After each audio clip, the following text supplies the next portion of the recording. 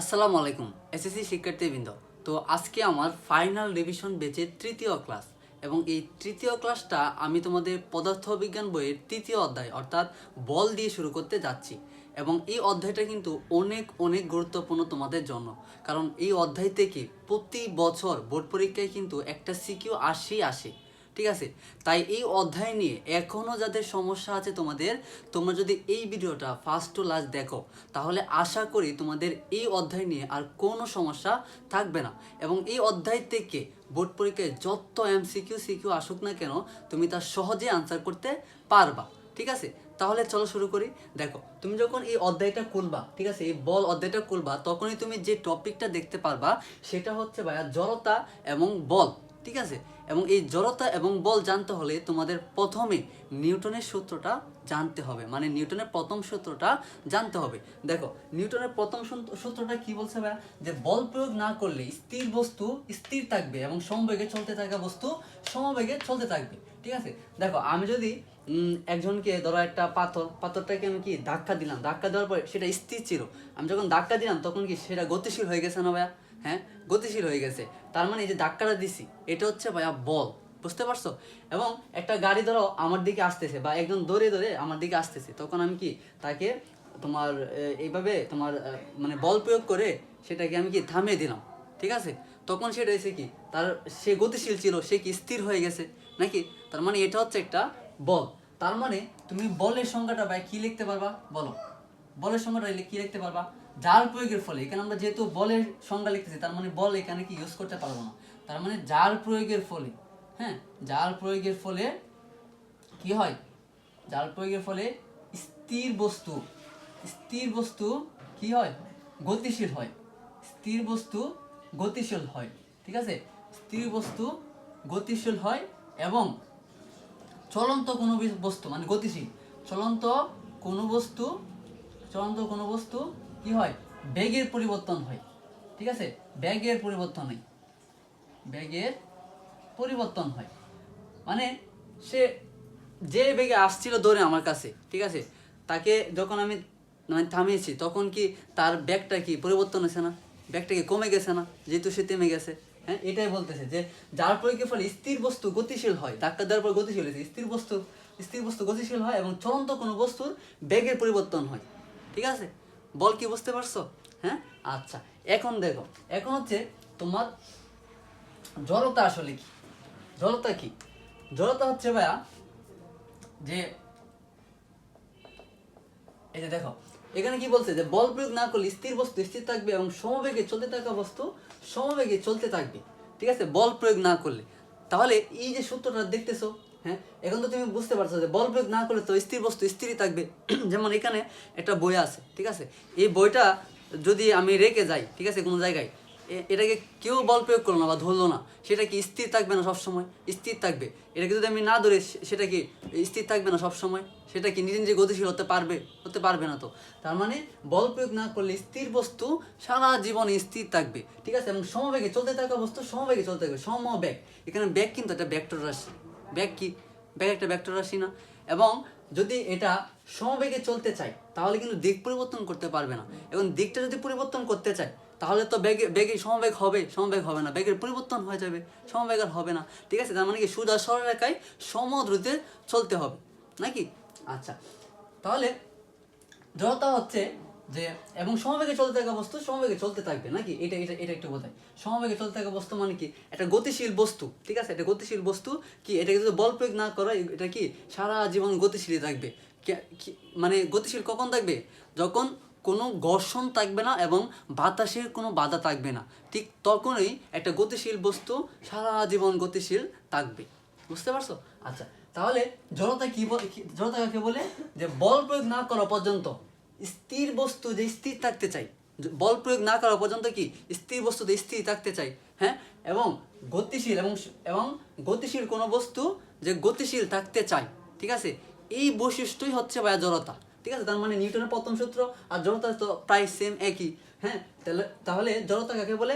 বল প্রয়োগ না করা পর্যন্ত, বল তো বুঝছো, বল প্রয়োগ না করা পর্যন্ত স্থির বস্তু যে স্থির থাকতে চাই এবং গতিশীল বস্তু যে গতিশীলই থাকতে চাই, হ্যাঁ, এটা কি বলা হয় হচ্ছে এই বৈশিষ্ট্যকে বলা হয় হচ্ছে তোমার জড়তা। ঠিক আছে, আচ্ছা এখন এই জড়তা হচ্ছে ভাইয়া দুই প্রকার।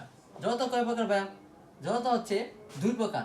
একটা হচ্ছে ভাইয়া স্থিতি জড়তা, একটা কি ভাইয়া? একটা হচ্ছে স্থিতি জড়তা আর একটা হচ্ছে গতি জড়তা। গতি জড়তা, ঠিক আছে। আচ্ছা স্থিতি জড়তা কি ভাইয়া? স্থিতি জড়তা হচ্ছে যে স্থির বস্তু যে স্থির থাকতে চাই, হ্যাঁ, স্থির থাকতে চাওয়া, স্থির থাকতে চাওয়ার জন্য যে জড়তা, স্থির থাকতে চাওয়ার জন্য যে জড়তা, সেটা হচ্ছে স্থিতি জড়তা। স্থির থাকতে চাই, ঠিক আছে, স্থির থাকতে চাই, স্থির থাকতে চাই।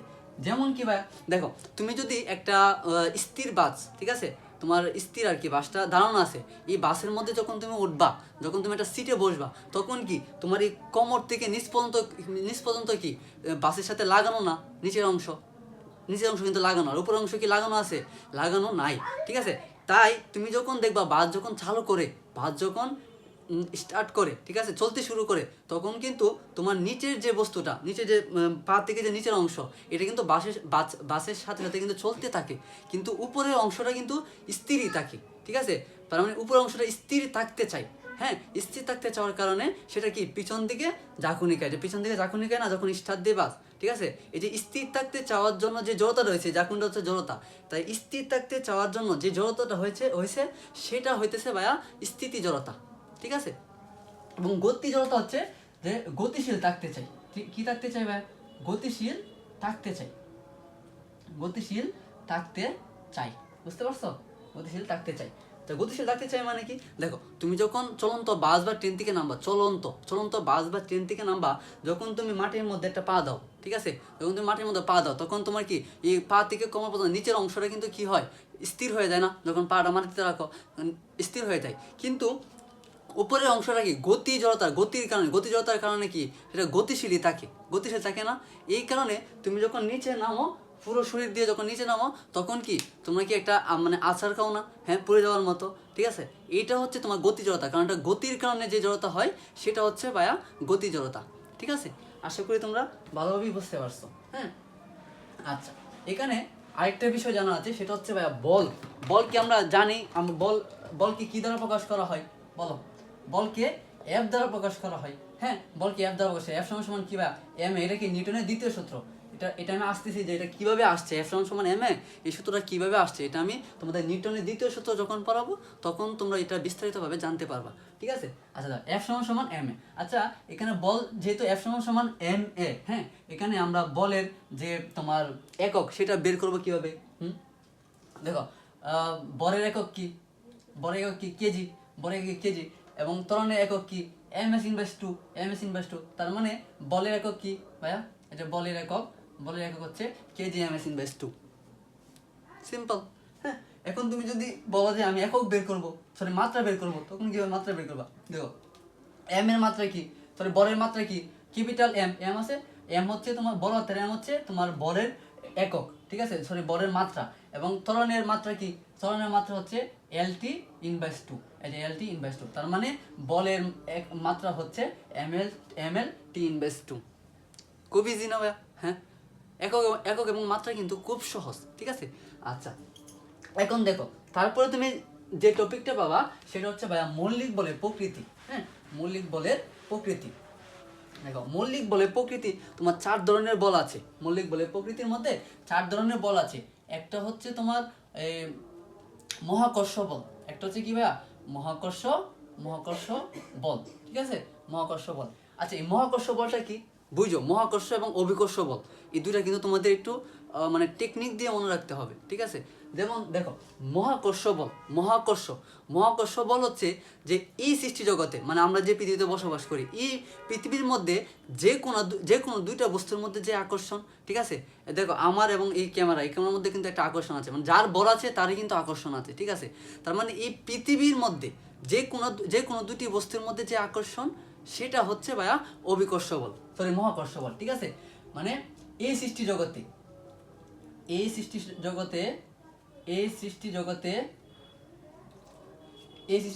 যে কোনো দুটি বস্তুর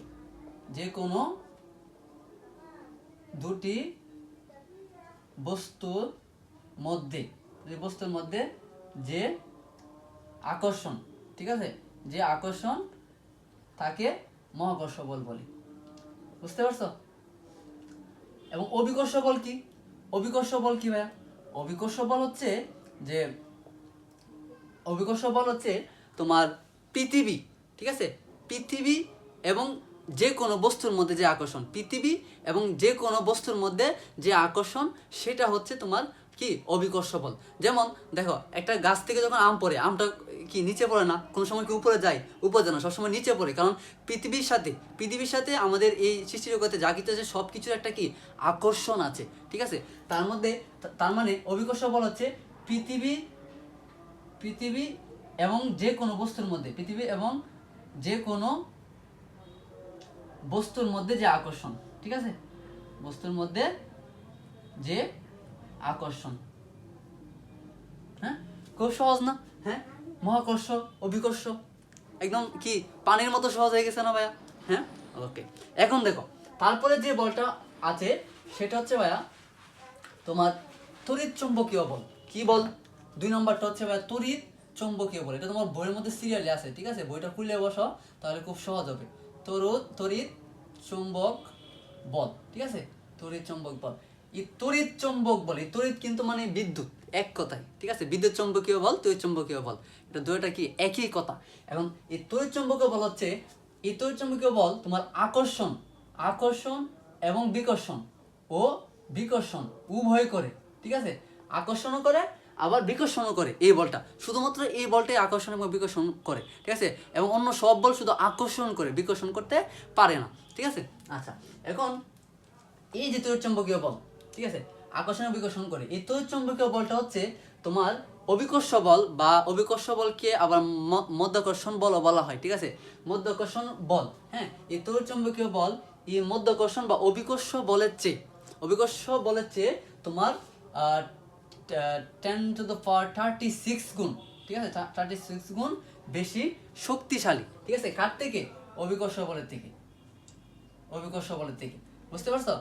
অভিকর্ষ বলের চেয়ে 10⁻36 গুণ শক্তিশালী কোনটা? তড়িৎ চুম্বকীয় বল। এটা কিন্তু এমসিকিউর জন্য অনেক অনেক গুরুত্বপূর্ণ।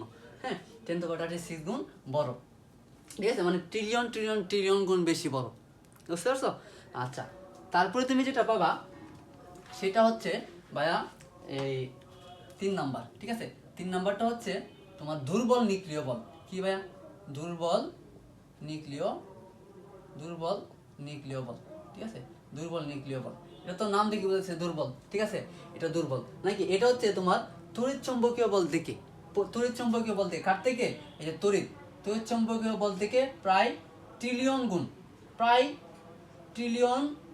গুণ কম দুর্বল, ঠিক আছে। তড়িৎ চুম্বকীয় বল থেকে দুর্বল নিউক্লিয় বল হচ্ছে তোমার প্রায় ট্রিলিয়ন গুণ কি কম শক্তিশালী, ঠিক আছে, দুর্বল আর কি, অত গুণ দুর্বল বেশি। হ্যাঁ, কিন্তু এটা কিন্তু তোমার এই যে মহাকর্ষ বল, এই মহাকর্ষ বল থেকে কিন্তু এতটা দুর্বল নয়, ঠিক আছে, মহাকর্ষ বল থেকে কিন্তু শক্তিশালী, কিন্তু তড়িৎ চুম্বকীয় বল থেকে প্রায় ট্রিলিয়ন গুণ কম দুর্বল আর কি, ঠিক আছে, ওকে। তারপর যে 4 নম্বরটা বাবা, সেটা হচ্ছে তোমার সবল নিউক্লিয় বল। বুঝতে পারছো? সবল নিউক্লিয় বল, ঠিক আছে। সবল নিউক্লিয় বলটা কি ভাইয়া? সবল নিউক্লিয় বল হচ্ছে তোমার, এটা হচ্ছে আমাদের সৃষ্টি জগতে সবচেয়ে বেশি শক্তিশালী, ঠিক আছে, এই সৃষ্টি জগতে সবচেয়ে বেশি শক্তিশালী বল হচ্ছে ভাইয়া কি? সবল নিউক্লিয় বল। বুঝতে পারছো? এটা হচ্ছে সবচেয়ে শক্তিশালী, এবং এই সবল নিউক্লিয় বল হচ্ছে এই তড়িৎ চুম্বক বল থেকে 100 গুণ, ঠিক আছে, প্রায় 100 গুণ বেশি শক্তিশালী, ঠিক আছে, কোন থেকে? এই তড়িৎ চুম্বক বল থেকে প্রায় 100 গুণ বেশি শক্তিশালী। বুঝতে পারছো? আচ্ছা, এবং এই যে 4টা বল, এটা তোমরা কিভাবে মুখস্থ করবা? হ্যাঁ, মহাকর্ষ বল, তড়িৎ চুম্বক বল, দুইটা। আর এটা তো দুর্বল নিউক্লিয় বল, সবল নিউক্লিয় বল, নাম সেম একই, ঠিক আছে। এবং এই 4টা বল নিয়ে তোমাদের বই কিন্তু বিস্তারিতভাবে বর্ণনা করা হয়েছে। তোমরা এগুলো কি আরো ভালোভাবে জেনে নেবা এটা সম্পর্কে, ঠিক আছে। এগুলোর মধ্যে বোঝার কিছু নাই, তুমি নিজে পড়লে তুমি কি বুঝতে পারবা। হ্যাঁ, এটা তুমি নিজ দায়িত্বে পড়ে নেবা। এটা কি তোমার গ নম্বরে আসতে পারে, যে মৌলিক বলে প্রকৃতিগুলো আলোচনা করো, তখন তুমি এগুলো দিবা, অনেক অনেক ইম্পর্টেন্ট, ঠিক আছে ভাইয়া, ওকে। এবং তারপরে যে বলটা বাবা, সেটা হচ্ছে সাম্য অসাম্য বল, মানে যে টপিকটা বাবা সেটা হচ্ছে ভাইয়া কি? সাম্য এবং অসাম্য বল। আচ্ছা, সাম্য এবং অসাম্য বল। ধরো তুমি এখানে একটা বস্তু আছে, ঠিক আছে, এখানে একটা বস্তু আছে, এদিক দিয়ে একজন টানতেছে, এদিক দিয়ে একজন টানতেছে, হ্যাঁ, এদিক দিয়ে একজন টানতেছে, এদিক দিয়ে একজন টানতেছে, এদিক দিয়ে এবং এদিক দিয়ে একজন টানতেছে। তাদের সবার বল, ঠিক আছে, সবার বল হচ্ছে তোমার সেম বল প্রয়োগ করতেছে, সবাই কি একই বলে টানতেছে, ঠিক আছে, সবাই কি একই বলে টানতেছে এই বস্তুটাকে। যখন একই বলে টানার কারণে এটা কি এই জায়গা থেকে কি অন্য জায়গায় যাবে? যাবে না তো, কারণ তারা সবাই একই বল প্রয়োগ করতেছে। তার মানে বস্তুটা কি স্থির থাকবে, স্থির থাকবে। তার মানে তাদের কি হবে, যদি স্থির থাকে তাহলে লব্ধি শূন্য। লব্ধি শূন্য না ভাইয়া, লব্ধি শূন্য মানে কোনো কাজ না হলে লব্ধি শূন্য, ঠিক আছে, লব্ধি শূন্য। তার মানে স্থির এবং যদি লব্ধি শূন্য হয়, বস্তুটা যেহেতু স্থির, একই বল প্রয়োগ করার কারণে স্থির আছে এবং লব্ধি শূন্য, ঠিক আছে, তার মানে এটাকে বলা হচ্ছে ভাইয়া সাম্য বল, ঠিক আছে, সাম্য বল। তার মানে সাম্য বলের সংজ্ঞা কি হতে পারে ভাইয়া? হ্যাঁ, তাহলে কি বলবা? সাম্য সংজ্ঞা দুই বা ততোধিক, এখানে তো অনেকগুলা, দুই বা ততোধিক বল, ঠিক আছে, একটা বস্তুর উপর প্রয়োগ করার পর, ঠিক আছে, দুই বা ততোধিক বল একটা বস্তুর উপর প্রয়োগ করার পর, ঠিক আছে, বস্তুটি যদি কি হয়, বস্তু যদি লব্ধি শূন্য হয় তাহলে বস্তুটি কি স্থির থাকবে। লব্ধি শূন্য মানে কি বস্তুটা স্থির, ঠিক আছে, স্থির হয় তাহলে সেটাকে বলা হচ্ছে সাম্য বল, ঠিক আছে। হ্যাঁ, আচ্ছা, এখন দেখো, এখন তুমি যদি অসাম্য বলে চাও, অসাম্য বল কি হবে ভাই? অসাম্য বল কি হবে বলো? অসাম্য বল কি হবে? যখন বস্তুটার লব্ধি বল একটা লব্ধি বল থাকবে এবং স্থির থাকবে না বস্তুটা, যখন বস্তুটা কি স্থির থাকবে না, তখন সেটাকে বলা হচ্ছে ভাইয়া অসাম্য বল, ঠিক আছে। হ্যাঁ, আচ্ছা, তাহলে অসাম্য বল কি হবে ভাইয়া?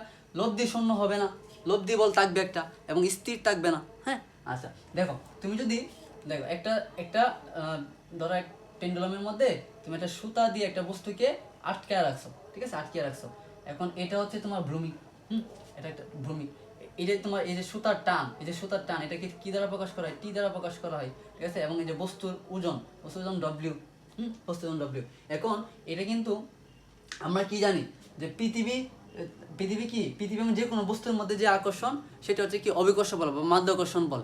এই মাধ্যাকর্ষণ বল এটা কিন্তু নিচের দিকে টানতেছে না ভাই, এটা কি নিচের দিকে টানতেছে না? হ্যাঁ, অবশ্যই টানতেছে। মাধ্যাকর্ষণ বল কি 9.8, সেটা তুমি উপরে যেভাবে টানতেছে, ঠিক আছে, উপরে যে টান দিয়ে ধরে রাখছে সুতা দিয়ে, ঠিক আছে, এটা কিন্তু পড়তেছে না নিচে কিন্তু কি তার একটা মানে তার যেহেতু পৃথিবী সব কিছুকে তার নিজের দিকে আকর্ষণ করে, পৃথিবী সব কিছুকে তার নিজের দিকে আকর্ষণ করে না? হ্যাঁ, তার মানে নিজের দিকে যেহেতু আকর্ষণ করে, তার মানে এটাকে তো আকর্ষণ করতেছে, কিন্তু এটা কি সাম্য অবস্থায় আছে, তার মানে এটা কি স্থির আছে। তাহলে স্থির যখন থাকবে তখন সেটা কি সাম্য বল, ঠিক আছে। এবং কেন স্থির আছে? হ্যাঁ, কারণ এটা ডব্লিউ সমান, এটা ওজন কি ডব্লিউ সমান mg। তার ওজন যদি হয়, তাদের বর যদি হয় 1 কেজি, এটা বর যদি হয় 1 কেজি, তাহলে 1 ইন্টু 9.8 নাকি, তার মানে 9.80, ঠিক আছে, এটা 9.8, হ্যাঁ, ওজন। এবং এটার কি মাধ্যাকর্ষণ জনিত ত্বরণ কত ভাইয়া? 9.8, তার মানে একই, ঠিক আছে। যখন বেশি হবে, যখন এটার ওজনটা বেশি হবে, তখন কি এটা নিচে পড়ে যাবে, ঠিক আছে। হ্যাঁ, নিচে পড়ে যাবে, যখন এটা নিচে পড়ে যাবে তখন সেটা কি হবে? হ্যাঁ, তখন সেটা কী হবে? অসাম্য বল হয়ে যাবে। বুঝতে পারছো? ওকে, দেখো এখন কি হবে, এখন হচ্ছে ভরবেগ এবং শক্তির সংরক্ষণশীলতা। এখন দেখো ভরবেগ কি ভাই? হ্যাঁ, ভরবেগ দেখো, ভরবেগকে কি দ্বারা প্রকাশ করা হয়? আমরা সবাই জানি ভরবেগকে পি দ্বারা প্রকাশ করা হয়। যদি না জানো তাহলে জেনে নাও, ভরবেগকে পি দ্বারা প্রকাশ করা হয়, পি। হ্যাঁ, এবং এখানে দেখো ভরবেগের সূত্রটা কিন্তু অনেক সহজ, কোনো সময় মুখস্থ করা লাগে না। কারণ কেন? মানে এখানেই আছে, দেখো বল ইন্টু ব্যাগ। তাহলে বলকে কি দ্বারা প্রকাশ করা হয়? এম। এবং ব্যাগকে কি দ্বারা প্রকাশ করা হয়? বি দিয়ে না ভাইয়া, বি দিয়ে। তার মানে হ্যাঁ, এমবি। তাহলে বল ব্যাগের সূত্র কি? পি সমান এমবি। ক্লিয়ার? ওকে, দেখো এখন হচ্ছে তোমার একটা গুরুত্বপূর্ণ সূত্র, কারণ এটা পরীক্ষার মধ্যে আসে যে শক্তির ভরবেগের সংরক্ষণশীলতার নীতি, ঠিক আছে, মানে ভরবেগের সংরক্ষণশীলতার নীতি। আচ্ছা দেখো, এখন ধরো দুইটা গাড়ি, একটু গাড়ি আঁকি। হ্যাঁ, দেখো কত সুন্দর করে আঁকি গাড়ি, ঠিক আছে।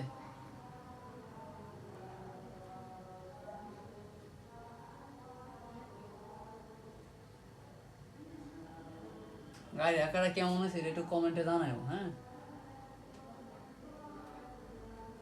কালিটা একটু সমস্যা করে বেশি।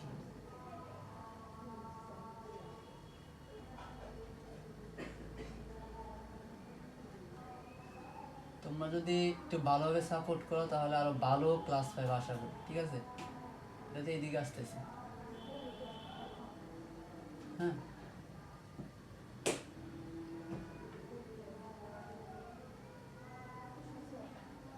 বুঝতে পারছো?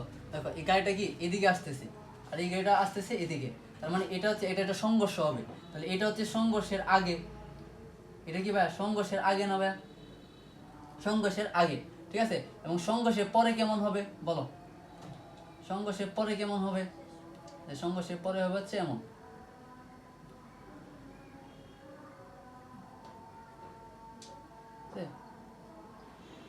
সংঘর্ষের পরে হবে হচ্ছে এমন,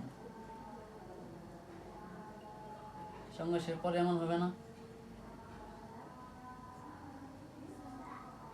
ঠিক আছে, সংঘর্ষের পরে এমন হয়ে যাবে নাকি? এটা হচ্ছে সংঘর্ষের পরে, ঠিক আছে? সংঘর্ষের পরে এটা, হ্যাঁ।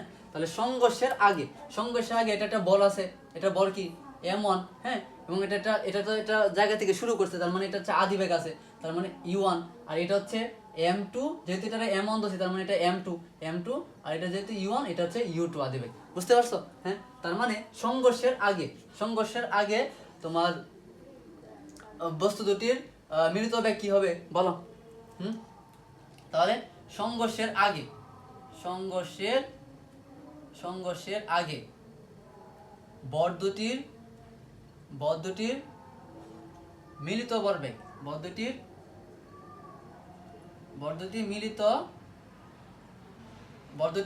ভরবেগ কি ভাইয়া? মিলিত ভরবেগ কি হবে বলো? সংঘর্ষের আগে কি দিব? হ্যাঁ, m1 u1 plus m2 u2 নাকি? মিলিত না, সম্মিলিত, ঠিক আছে? সম্মিলিত ভরবেগ, ঠিক আছে? সম্মিলিত ভরবেগ যেহেতু সম্মিলিত তার মানে দুইটা ভরবেগ কি হবে বলো? দুটো যোগ হবে। তো সংঘর্ষের আগে তাহলে m1 u1 সম্মিলিত যেহেতু প্লাস m2 u2, ঠিক আছে? হ্যাঁ, তার মানে সংঘর্ষের আগে বল দুটির সম্মিলিত ভরবেগ হচ্ছে কি ভাইয়া? m1 u1 plus m2 u2, m1 u1 plus দুইটা প্লাস যেহেতু সংঘর্ষের আগে সম্মিলিত ভরবেগ বের করতেছে, তার মানে m2 u2। বুঝতে পারছো? তাহলে সংঘর্ষের পরে কি হবে? সংঘর্ষের পরে দেখো এখানে কি যেহেতু এটা m1 দোষে এটা m2 সংঘর্ষের পরে কি এটা কি শেষ বেগ কি শেষ হয়ে যাবে না? তার মানে শেষ বেগ পাবা। তাহলে বেগ হচ্ছে শেষ বেগ হচ্ছে b2 আর কি b1, আর এটা হচ্ছে m2, হ্যাঁ m2 b2, ঠিক আছে? হ্যাঁ, আচ্ছা দেখো m2 v2 v1, আচ্ছা m1 v1 plus m2 v2, ঠিক আছে?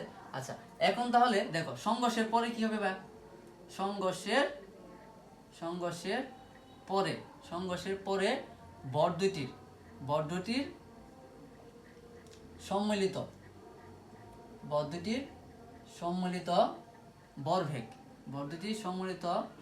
ভরবেগ কি হবে বলো?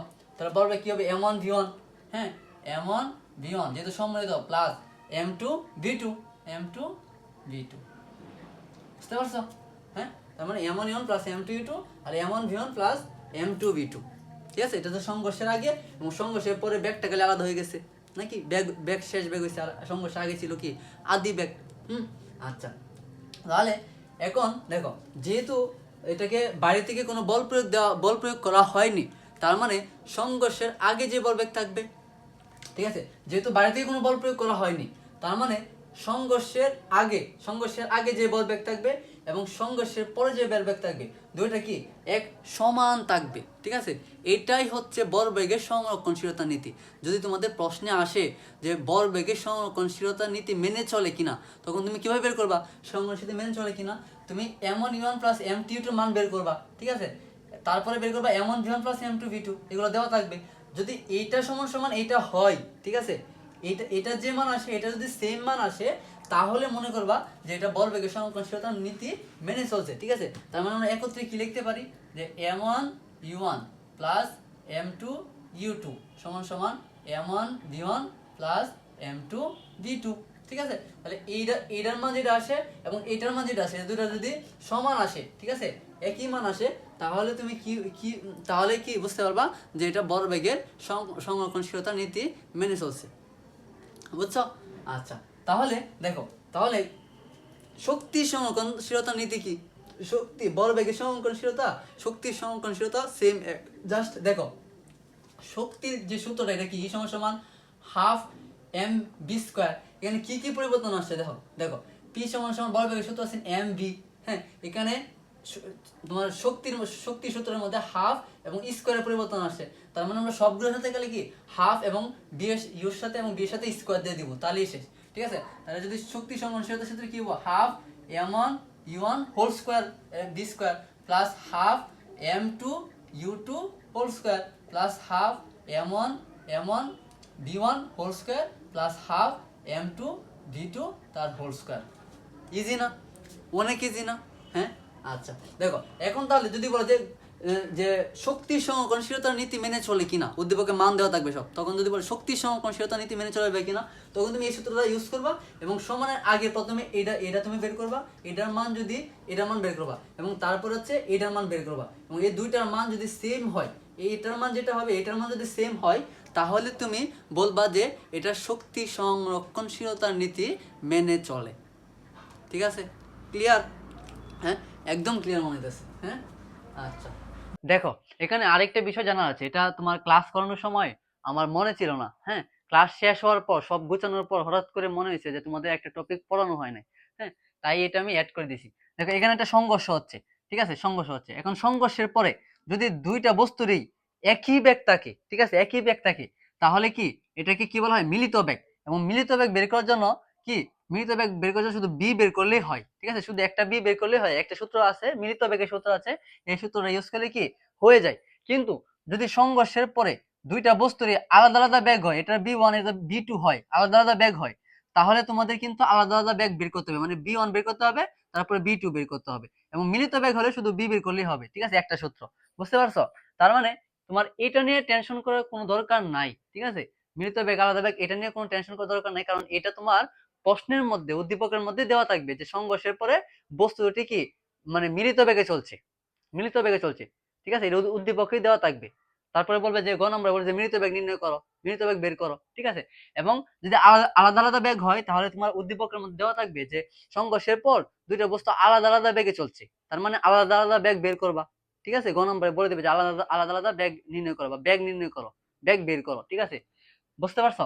আচ্ছা, তাহলে মিলিত বেগের সূত্রটা কি ভাইয়া? দেখো আমরা একটা সূত্র কি পড়ছিলাম ভাইয়া, দেখো m1 u1 plus m2 u2 সমান সমান m1 v1 plus m2 v2 নাকি m2 v2, এই সূত্র আমরা পড়ি না ভাইয়া, ভরবেগের সমকোণশীলতা নীতি? হ্যাঁ, পড়ছি। দেখো এখানে এখন আমাদের কিন্তু মিলিত বেগ, মিলিত বেগ যদি হয়, ঠিক আছে, মিলিত বেগ যদি হয় তাহলে কি হবে, m1 v, ঠিক আছে, m1 v, v1 v2 থাকবে না, কারণ মিলিত বেগ, মিলিত বেগ না এটা, তার মানে একই বেগ তো একই। ঠিক আছে, বেগের মানে কি, তার মানে মিলিত বেগ হলে কি শুধু বি বি, এখানে B, B one B two তো আলাদা আলাদা বেগ হলে বি ওয়ান বি টু, এখানে তো মিলিত বেগ, তাহলে মিলিত বেগের সূত্র এভাবে বের করবা। ঠিক আছে, বি, এখন তুমি m1 u1 plus m2 u2 সমান সমান, এখানে যদি তুমি বি কমন নাও, ঠিক আছে, বি কমন নাও, যেহেতু মিলিত বেগ তার মানে বি তো একই বি, তার মানে এখানে যদি তুমি বি কমন নাও তাহলে m1 প্লাস m2 থাকবে। ঠিক আছে, তো আমাদের মিলিত বেগ বি বের করতে হবে, তাহলে আমাদের এখানে বি কোনটা আছে আলাদা,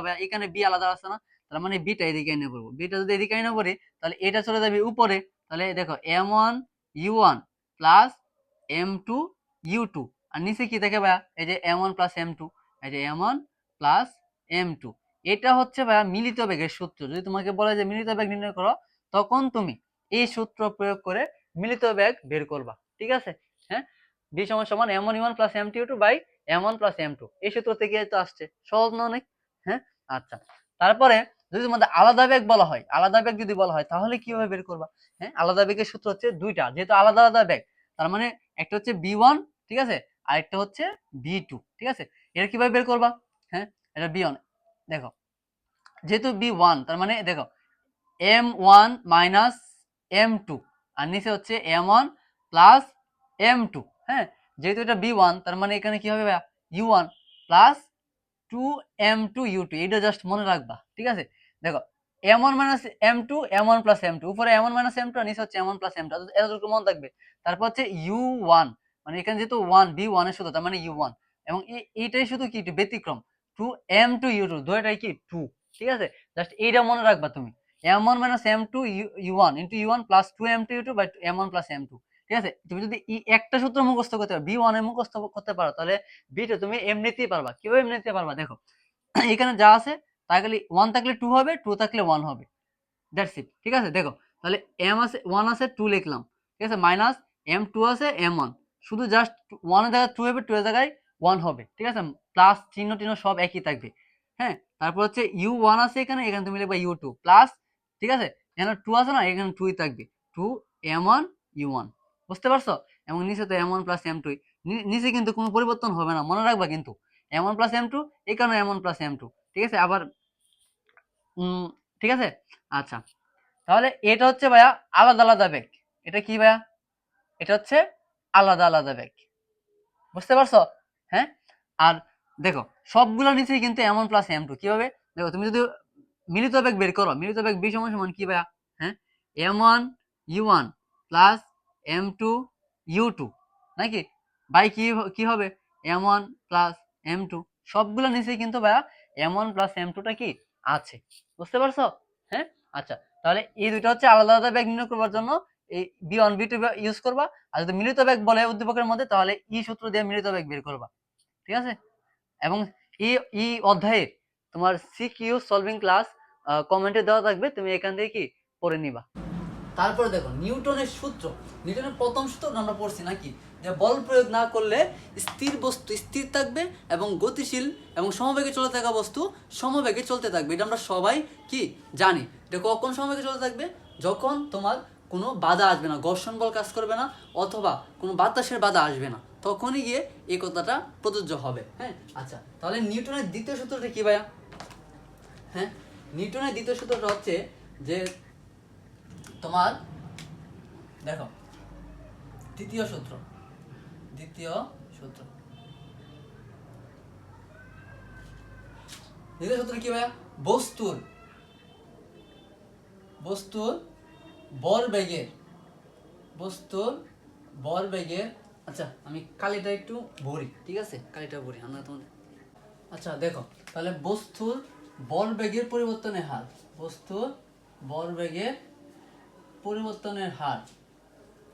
তার উপর প্রযুক্ত বলের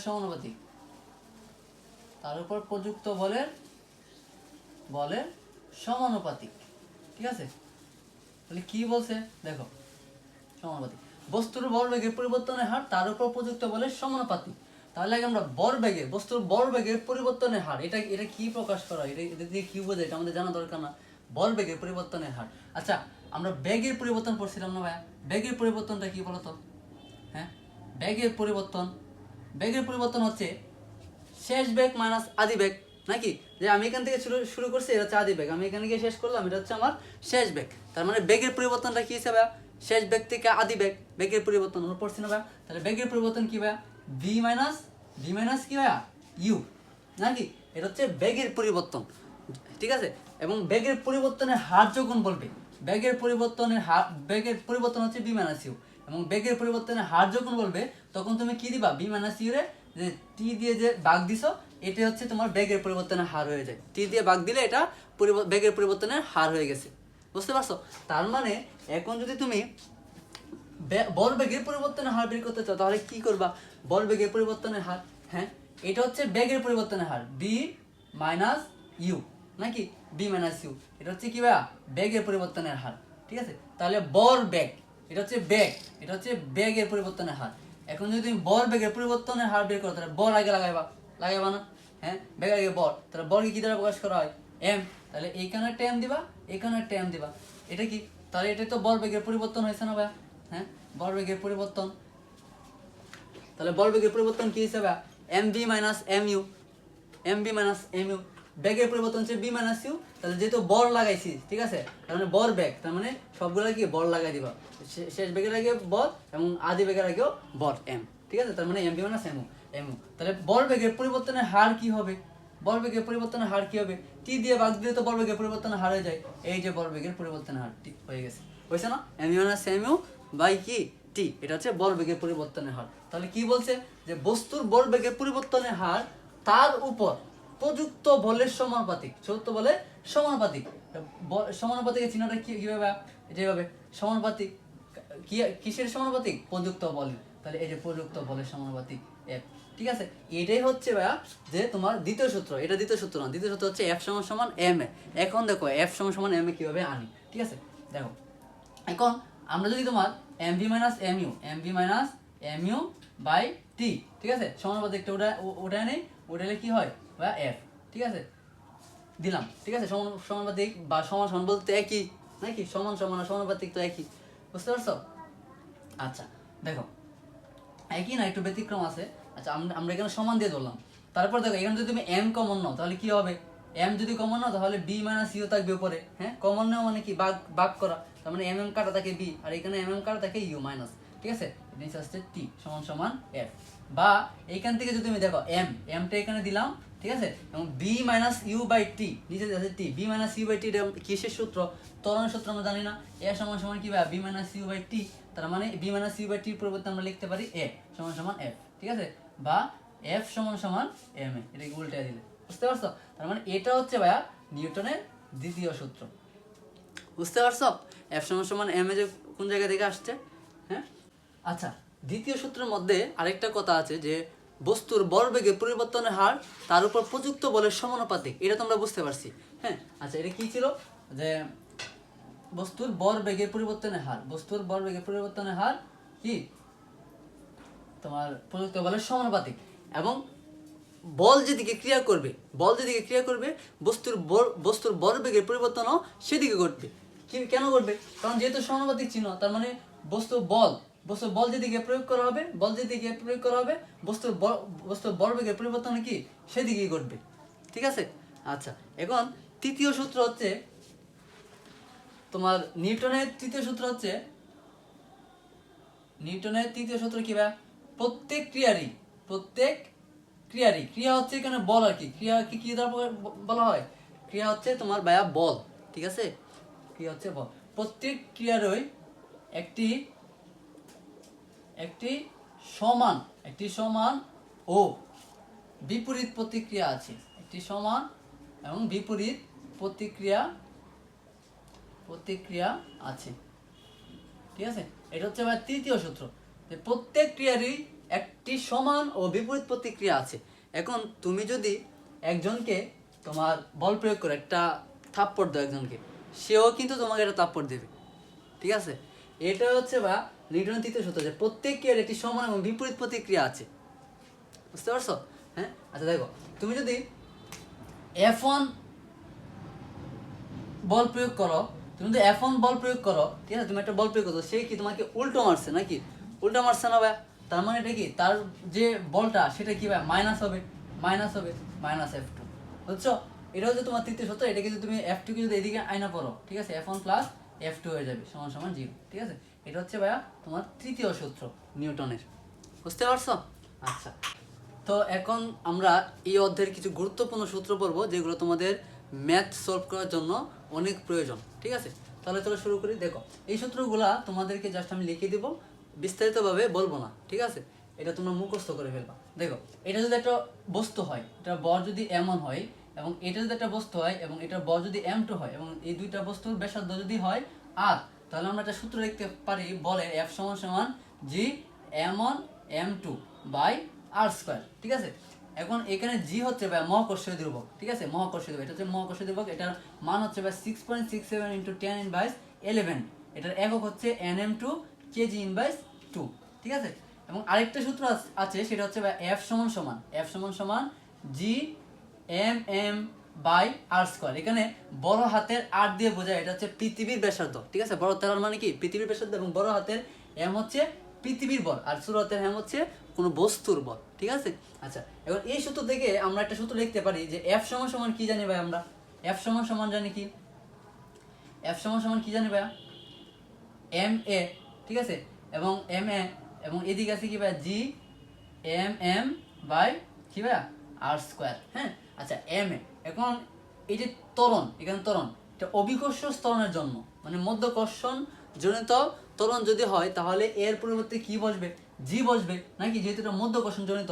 আমরা কি বলছিলাম যে কোনো বস্তু উপর থেকে নিচে পড়ে বা নিচের থেকে উপরে মারা হয়, তখন এটা উচ্চতার বাড়ি করার জন্য বা যে কোনো অঙ্ক করার জন্য আমাদের এর পরিবর্তে, ত্বরণের পরিবর্তে জি ধরতে হবে। কারণ এটার মধ্যে একটা কি, যখন উপরে উপরে কোনো বস্তু যায় বা নিচে কোনো বস্তু পড়ে, তখন কি এটার মধ্যে একটা মানে অভিকর্ষ ত্বরণ বাধা দেয়, ঠিক আছে, অভিকর্ষ ত্বরণ কাজ করে, ঠিক আছে। তাই ত্বরণের পরিবর্তে সেই সময় কি দিবা, জি দিবা, এর পরিবর্তে জি দিবা। তাহলে এম জি সমান সমান G M M by R square. আর এইগুলোর মধ্যে বেশিরভাগই তোমার জি দিয়ে কাজ করতে হয়, ঠিক আছে, কারণ এগুলো তোমার মধ্যাকর্ষণ জনিত অঙ্ক মানে ম্যাথেই বেশি থাকে আর কি, ঠিক আছে।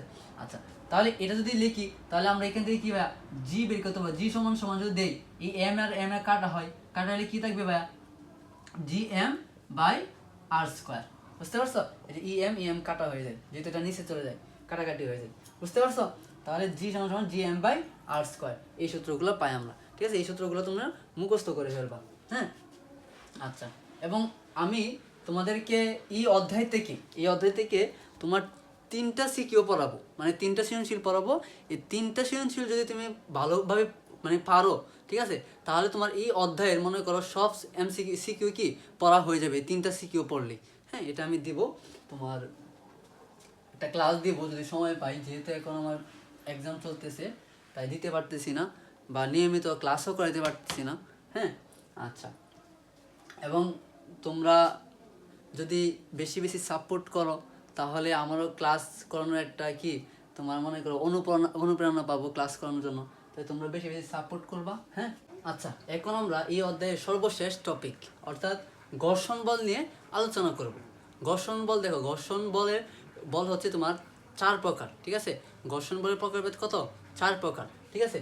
আচ্ছা, দেখো 4 প্রকার কি কি ভাইয়া, স্থিতি ঘর্ষণ, গতি ঘর্ষণ, আবর্ত ঘর্ষণ এবং প্রবাহী ঘর্ষণ। দেখো ঘর্ষণ কিন্তু 4 প্রকার, ঠিক আছে। স্থিতি ঘর্ষণ কি ভাইয়া, যে ঘর্ষণ বল স্থির বস্তুকে চলতে বাধা দেয়, স্থির বস্তুকে চলতে বাধা দিই, ঠিক আছে। তার মানে কি, তার মানে হচ্ছে তুমি যদি একটা ভারী আলমারিকে, ঠিক আছে, ভারী আলমারিকে ঠেলা দাও, ঠিক আছে, ঠেলা দেওয়ার পরে দেখবা যে এটা মানে নড়ছে না। কেন নড়ছে না, কারণ এই যে তোমার আলমারিটার মধ্যে একটা ঘর্ষণ কাজ করে, এটা হচ্ছে স্থিতি ঘর্ষণ। এই স্থিতি ঘর্ষণ এই আলমারিটাকে কি স্থির রাখতে চাই, ঠিক আছে, হ্যাঁ।